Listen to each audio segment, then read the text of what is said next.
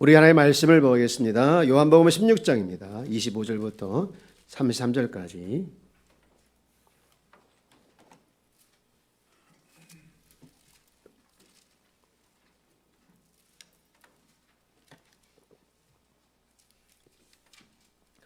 우리 같이 함께 25절부터 33절에 있는 말씀을 우리 함께 합독을 하도록 할까요? 시작. 이것을 비유로 너희에게 일렀거니와 때가 이르면 다시는 비유로 너희에게 이르지 않고 아버지에게 대한 것을 밝히 이르리라. 그날에 너희가 내 이름으로 구할 것이요 내가 너희를 위하여 아버지께 구하겠다 하는 말이 아니니 이는 너희가 나를 사랑하고 또 내가 하나님께로부터 온 줄을 믿었으므로 아버지께서 친히 너희를 사랑하심이라. 내가 아버지께에게서 나와 세상에 왔고 다시 세상을 떠나 아버지께로 가노라 하시니 제자들이 말하되 지금은 밝히 말씀하시고 아무 비유로도 하지 아니하시니 우리가 지금이야 주께서 모든 것을 아시고 또 사람의 물음을 기다리시지 않는 줄 아나이다. 이로써 하나님께로부터 나오심을 우리가 믿사옵나이다. 예수께서 대답하시되 이제는 너희가 믿느냐? 보라 너희가 다 각각 제 곳으로 흩어지고 나를 혼자 둘 때가 오나니 벌써 왔도다. 그러나 내가 혼자 있는 것이 아니라 아버지께서 나와 함께 계시느니라. 이것을 너희에게 이르는 것은 너희로 내 안에서 지난주에 추수감사절 참 은혜 가운데 마쳤습니다. 전 세대가 모여서 이렇게 함께 예배드리고 또 찬양하고 그게 너무너무 좋았어요. 특히 우리 어린이들이 나와서 특성할 때 예뻤죠? 예. 그걸 유튜브에 올렸더니 우리 성도들이 많이 보더라고요. 참 좋았어요. 네. 또 예배 마치고 목장에서 음식을 준비해 온 것을 이렇게 나누며 해체하는 모습은 보기만 해도 좋더라고요. 뭐 서울에 있는 신라 호텔 뷔페 하나도 안 부럽던데요. 예. 하긴 뭐 신라 호텔 안 가봤으니까 나도. 예. 근데 한 가지 아쉬운 것은 이렇게 풍성한 추수감사절에 더 많은 분들이 나와서 하나님께 예배하고 감사하고 또 풍성한 애찬에 더 많은 분들이 함께 나눴으면 좋았을 텐데 그러지 못한 것이 굉장히 아쉽더라고요. 저는 참 로마서 말씀을 좋아하는데요. 그중에 로마서 12장 15절 말씀을 참 좋아합니다. 이 말씀인데요. 즐거워하는 자들과 함께 즐거워하고 우는 자들과 함께 울라. 우리 한번 같이 읽어볼까요? 즐거워하는 자들과 함께 즐거워하고 우는 자들과 함께 울라. 여러분 즐거워하는 자들과 함께 즐거워하는 것은 많이 해요. 그런데 또 함께 이렇게 고난당한 사람들하고 함께하는 것이 참 부족한 것 같아요. 그래서 함께 웃고 함께 우는 우리 한마음 교회가 되기를 축복합니다. 근데 살아가면서 사실 성경도 이야기하고 있지만 원하지 않든 또 원하든 이렇게 보면 고난이 찾아올 때가 많습니다. 오늘 성경도 보면 12장 요한복음 16장 33절 맨 끝에 보면 그렇게 이제 시작하고 있죠. 세상에서 너희가 환난을 당하나 이렇게 했어요. 환난을 당하나. 우리가 살아가는 이 세상에서 환난은 있다라는 것이죠. 특히 믿는 자도 환난은 있다라는 겁니다. 그런데 그 다음 구절이 참 중요하더라고요. 내가 세상에서 너희가 환난을 당하나 담대하라. 내가 세상을 뭐 했다고 했습니까? 이겼노라. 이겼노라. 여러분 이겼노라가는요. 과거에 이겼다 이게 아니에요. 미래에 이길 것이다. 우리가 히브리어 이게 문법을 좀 헷갈릴 때가 있을 때가 있어요. 아주 확실하고 결정적인 그 이야기를 할 때 시제가 과거 시제로 표현할 때가 있어요. 지금과 같이. 우리 싸울 때도 보면 그런 말 하잖아요. 막 싸우다가 결판이 안 나고 헤어질 때 두고 보자. 그다음 뭐라고 하죠? 너희 다음에 죽었다 이러잖아요. 이 죽었다가 과거입니다. 그런데 과거를 우리가 아무도 이해하지 않아요. 그것은 미래에 반드시 갚을 것이다라는 의지를 담아서 표현한 거잖아요.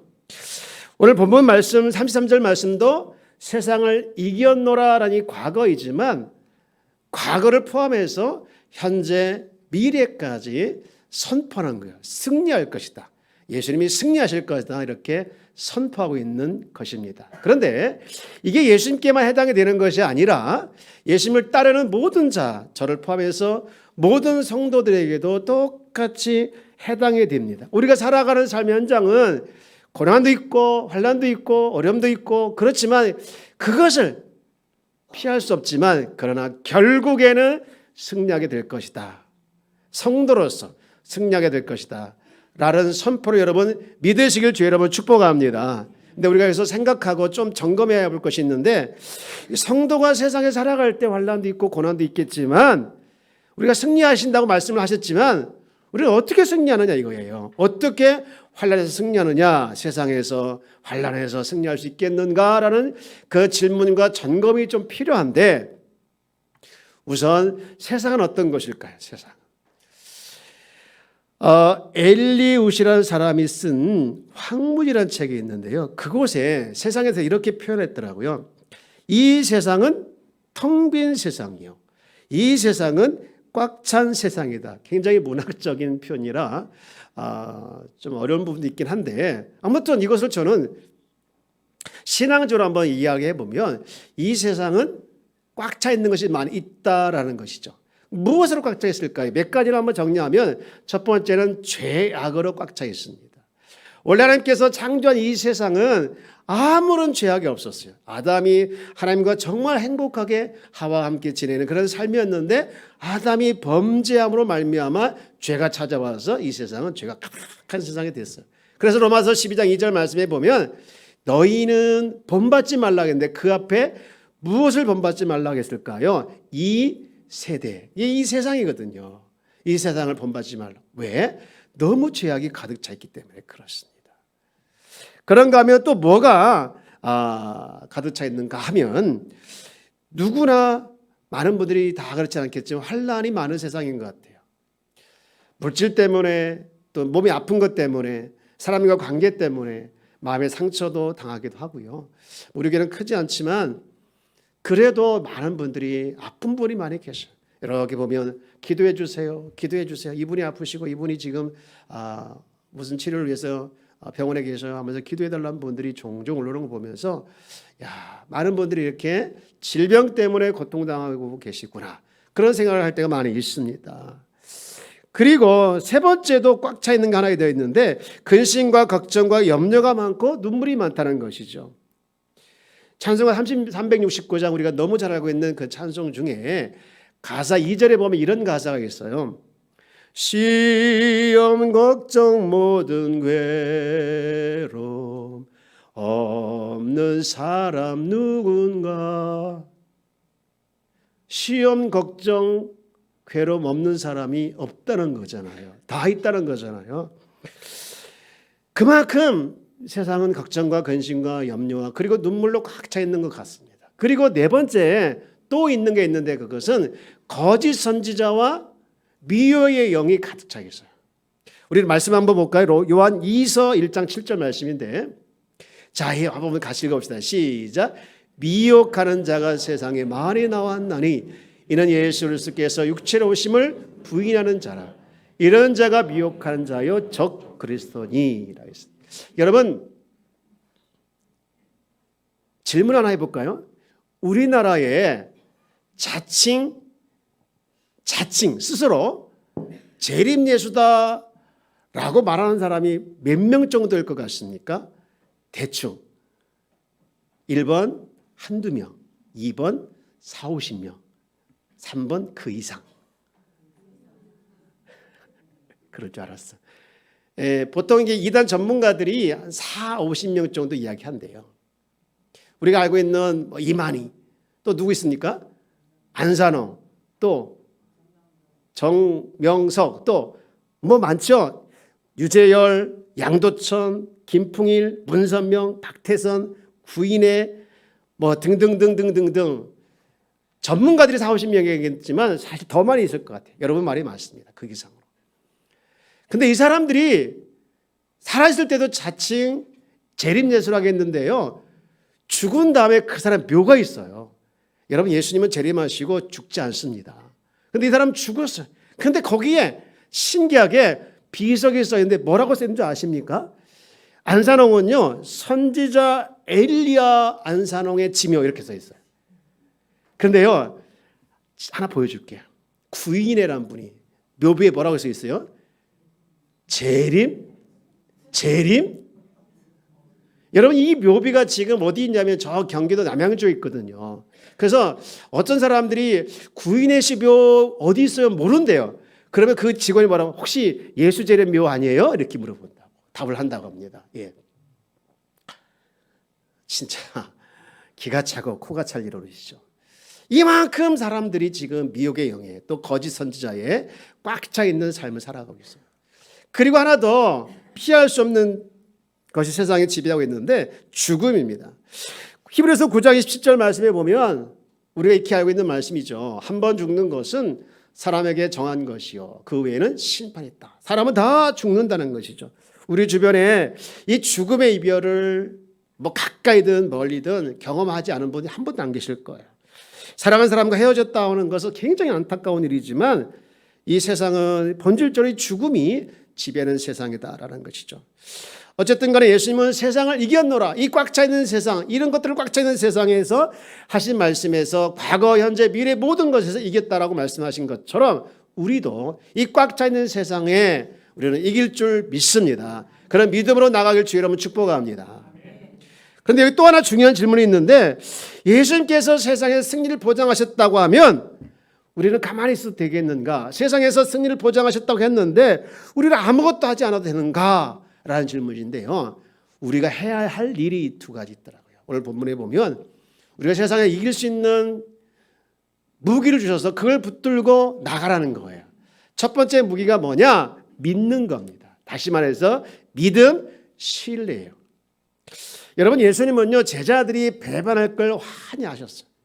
오늘 본문에도 보면은 그런 말씀 나오죠. 이 32절 말씀에 보면 보라, 너희가 다 각각 제 곳으로 흩어지고 나를 혼자 둘 때가 오나니 벌써 왔도다. 다 예수님의 제자들이 배반하고 떠날 것을 아셨어요. 그러나 예수님은 그들을 미워하지 않았습니다.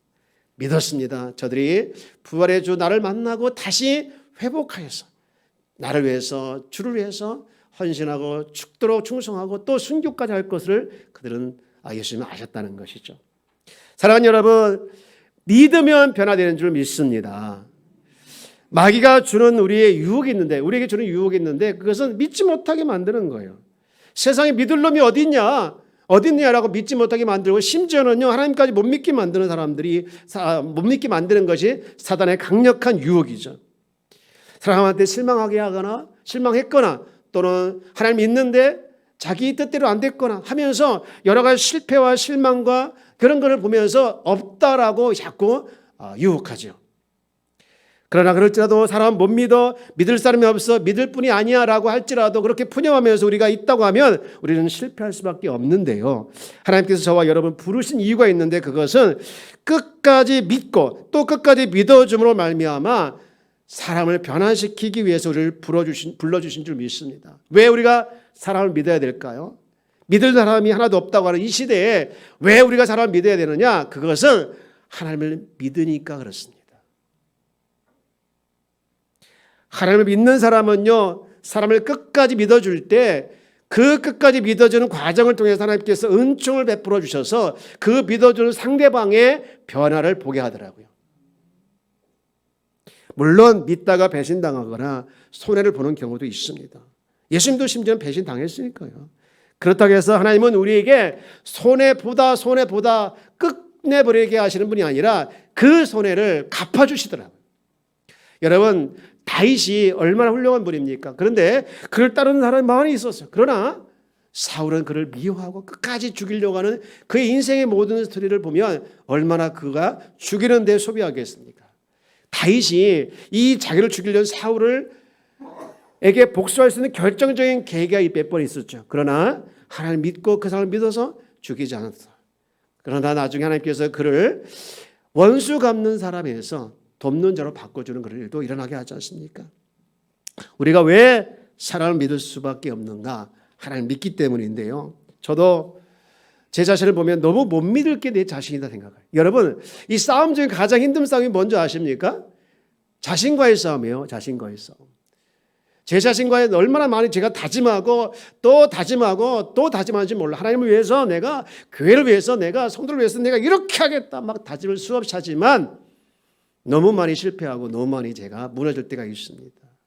이런 저 자신을 보면서 하나님께서 어떻게 생각할까 생각할 때마다 한심하다 이렇게 보실 것 같은데, 그럼에도 불구하고 일을 맡기시고 주의 일을 감당케 하시는 그 모습을 보면 제가 어떤 때는요, 그 하나님의 사랑과 은혜를 생각하면 나도 모르게 울컥할 때가 있어요.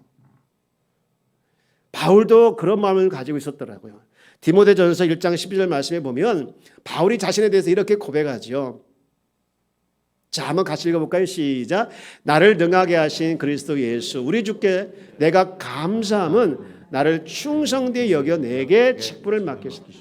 그가 철저히 지금 감사하는 이유가 뭡니까? 하나님이 자기를 충성되게 보셨다는 거예요. 이 충성이라고 하는 것은 신실함, 또 우직함, 또 변함이 없는, 또 성실함, 이런 것들을 똑같이 해석할 수 있겠잖아요. 성실하지 못하고 우직하지 못하고 변덕스럽 같은 모습도 있겠지만, 그러나 그를 충성스럽게 미리 보시고 믿고 그에게 직분을 맡기셨다는 것이죠. 우리가 사람을 살리는 방법이 많이 있겠지만 그 중에 하나가 믿어주는 것이더라. 우리 한번 옆에 계시면 인사할까요? 믿으면서 합시다. 저하고 가끔 통화하는 분이 계신데요. 저는 이 사람을 절대 못 믿어요 그러더라고요. 저한테 어떻게 했는데요? 제 돈은 어떻게 했는데요? 하면서 맨날 그 아주 오래전 얘기를 계속해서 반복할 때 있어요. 여러분, 오늘 본문도 보면 기도응답의 조건을 여러 가지 이야기하고 있는 중에 하나가 믿을 때 기도응답을 해주겠다라고 하셨어요. 26절 말씀 보면 그날에 너희가 내 이름을 구할 것이요 내가 너희를 위하여 아버지께 구하겠다는 말이 아니라 직접 구하라는 것이죠. 27절 이유가 이렇게 설명되어 있죠. 자, 한번 같이 볼까요? 시작. 이는 너희가 나를 사랑하고 또 내가 하나님께 온 줄을 뭐하였으므로? 믿었으므로. 이 믿음이 기도응답의 조건이라는 것이죠. 의심하면 기도응답을 받을 수 없다는 얘기하고 똑같은 거고, 이 제자들이 지금 믿겠다는 말을 듣고서 예수님께서 그들에게 이렇게 외치죠. 31절. 예수께서 대답하시되 이제는 너희가 믿느냐, 이제는 믿느냐, 이 말에 굉장히 많은 것을 함축하고 있는 것이죠. 오늘 우리에게 말씀하고 있습니다. 하나님을 사랑하고 이웃을 사랑하는 것이 신앙생활이라 하면 하나님을 믿고 신뢰하는 것처럼 사람을 믿고 신뢰하는 것도 이 세상을 이기는 도구가 된다는 거예요. 믿을 만한 사람이 하나도 없는 이때라고 할 때에 우리는 성도끼리 믿어주고, 할렐루야. 장기 결석자들이 돌아올 것을 믿어주고, 할렐루야. 우리의 전도 대상자가 주님의 부르심에 회개하여 돌아올 것을 믿어주고, 지금 연약하고 부족한 사람들이 언젠가 성숙한 그리스도인이 될 것을 믿어주고, 우리 목장 안에 부족한 사람이 있는 사람이 있지만 그 사람이 온전하고 성숙한 성도가 될 것을 믿어주고, 내가 보기에 한심스러운 사람일지라도 그 사람을 향해서 끊임없이 믿어주는 이 믿음이 우리를 세상에서 이기게 하는 강력한 힘이 되게 해 주실 줄 믿습니다. 그런가 하면 또 하나 이 세상을 이기는 강력한 무기가 하나 더 있는데요. 그것은 뭐냐? 기도입니다. 26절 다시 보면 우리 한번 같이 읽어봅시다. 시작. 그날에 너희가 내 이름을 구할 것이요 내가 너희를 위하여 아버지께 구하게 했다는 말이 아니라. 이제 예수님 십자가 사건을 위해 우리는 하나님 앞에 당당하게 나가서 기도할 수 있는 길을 열어주셨다는 것이죠. 히브리서 10장 19절 말씀도 같은 말을 하고 있는데 이렇게 하고 있습니다. 그러므로 형제들아, 우리가 예수의 피를 힘입어 성소에 들어갈 무엇을 얻었습니까? 담력을. 우리 당당하게 하나님께 나가서 기도할 수 있는 특권이 주어진 것이죠. 그래서 20절 이렇게 말하죠. 시작.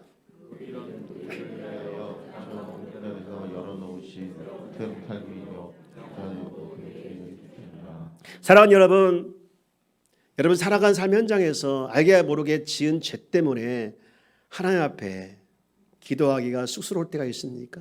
내가 무슨 염치로 기도할 수 있어 하면서 기도하기를 주저하십니까? 그것은 마귀의 유혹입니다. 여러분, 어린아이가, 아주 어린아이가 엄마 아빠가 밥 해주는 것이 너무 미안하고 죄송해서 밥 달라고 하지 않습니까? 하나 신경 안 쓰고 뻔뻔하게 밥 달라고 하잖아요. 우리는 하나님의 자녀인 줄 믿습니까? 우리 하나님 앞에 뻔뻔하게 때로는 염치 없을지라도 나를 위해서 죽으신 그 십자가의 사랑과 구속의 은혜를 힘입어 우리가 하나님 앞에 나가서 당당하게 늘 기도하는 것을 놓치지 않기를 주의 이름으로 축복합니다. 사랑하는 여러분, 하나님은요 성도들의 기도를 통해서 일하시는 거예요. 잘 한번 따라서, 하나님은 성도들의 기도를 통해서 뭐 하신다고요? 일하시는 거예요. 제가 통일이 된 독일의 그 배경을 보다가 깜짝 놀란 것을 하나 발견했는데, 이 독일 통일된 것이 기도의 힘이 굉장히 컸더라고요. 제가 최근에 알았어요. 죄송합니다. 어떤 책이냐면 고노승이라는 분이 쓴 그 독일의 통일과 교회의 노력이라는 책에 보면 이런 얘기가 나와요. 이 독일이 통일된 것은 독일의 한 교회에서 50명 모여서 기도했기 때문이다. 하나님, 저 베를린 장벽이 무너지게 해 주옵소서. 그래서 매주마다 한 50명이 매주 월요일마다 6시 모여가지고 기도했다는, 그것도 무려 6년 동안이나.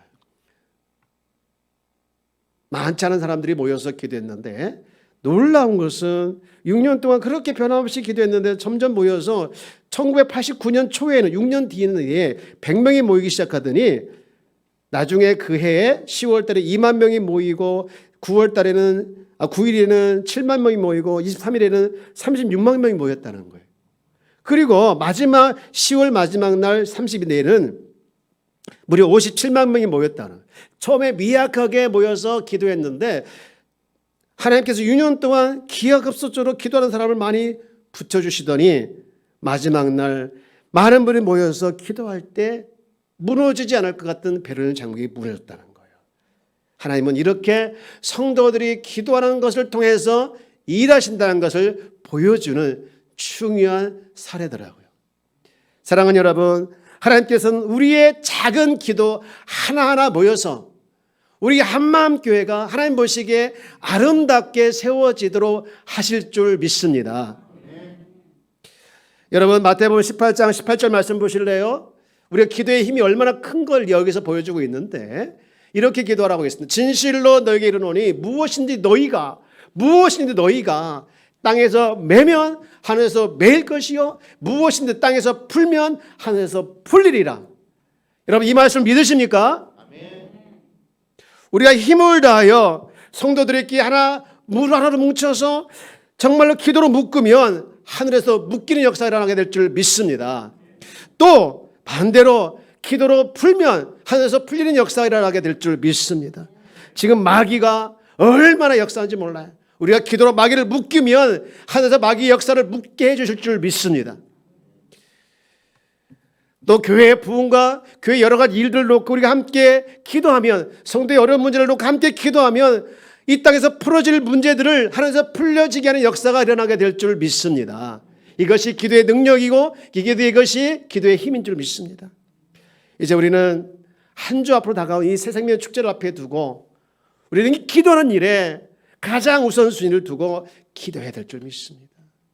전도자를 위해서, 전도 대상자를 놓고 마귀가 방해하지 않고 강력하게 성령의 역사를 위해서 기도해야 될 줄 믿습니다.